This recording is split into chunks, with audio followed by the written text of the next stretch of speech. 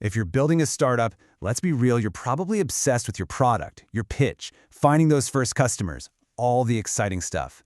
But what about the things you can't see? The legal and financial bones of the whole operation? Today, we're going to dive into how to structure your startup from day zero so you can build something that's actually designed to last. And that right there, that's the whole idea we're digging into. It's not just about the big, flashy decisions, the small, structural choices you make before you even have a real product. Well, those can literally determine your company's entire future.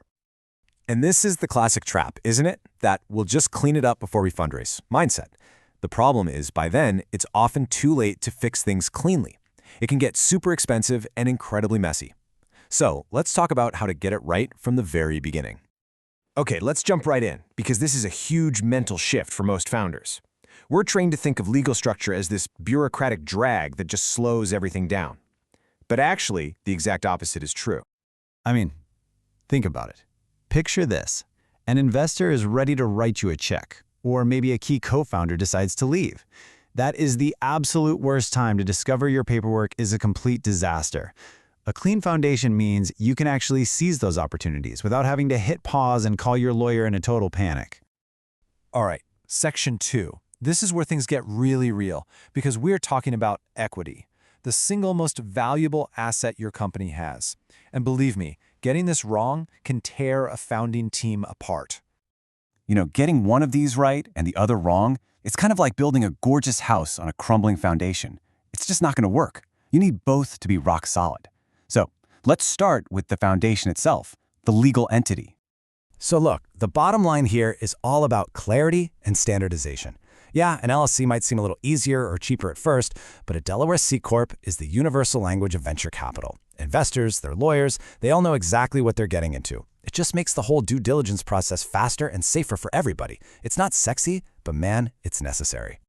Now, what's so interesting here is how it completely reframes the whole equity conversation. A simple 50-50 split feels easy, right? It feels like you're avoiding conflict. But to an investor, it often signals that you haven't had the hard, necessary conversations. A fair, reasoned split, that shows maturity. It proves your team can navigate tough decisions. And this is the industry standard for protecting the company. Vesting isn't about distrust. It's about alignment. It's about making sure that equity is earned over time. And that one-year cliff? Oh, it's critical. It protects the whole company if a founder leaves in the first year, so someone doesn't just walk away with a huge chunk of ownership for doing very little work. Okay, so we figured out who owns the company. Now let's talk about how to protect what the company owns. This next bit is all about your assets, both your intellectual property and, your people. Okay, so here is a massive, and I mean massive, misconception that so many founders have. You pour your heart and soul into writing the code, designing the algorithm, building the thing, and boom, there it is. Without the right legal agreements in place, that intellectual property can legally belong to the individual who created it.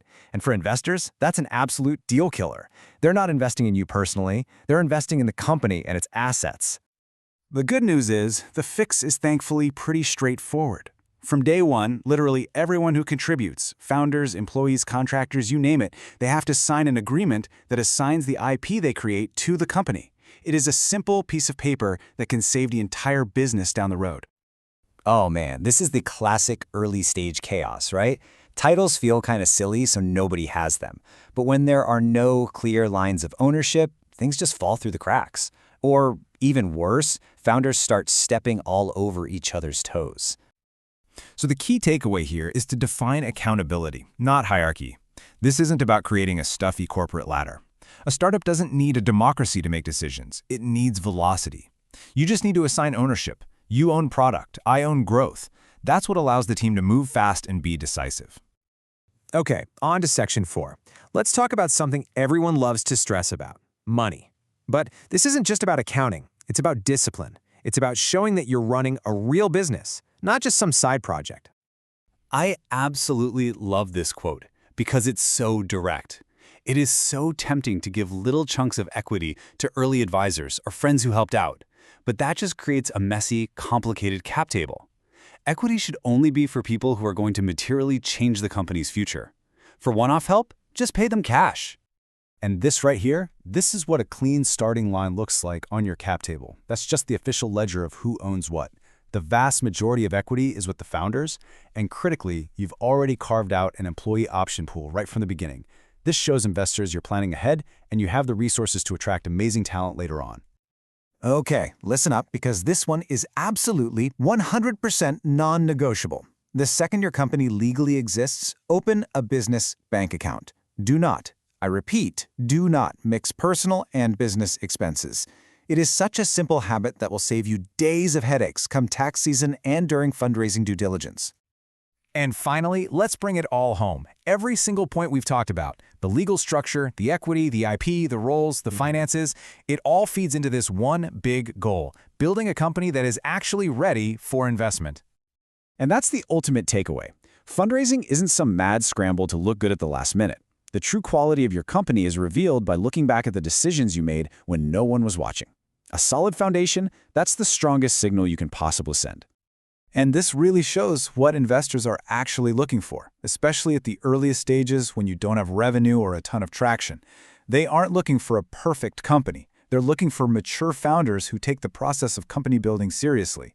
Your structure is basically a proxy for your judgment. And that's really the question to leave with. A great product is essential, of course, but it isn't enough. A truly enduring company is built on a solid foundation, thoughtfully constructed from the very first day. So the choice is yours.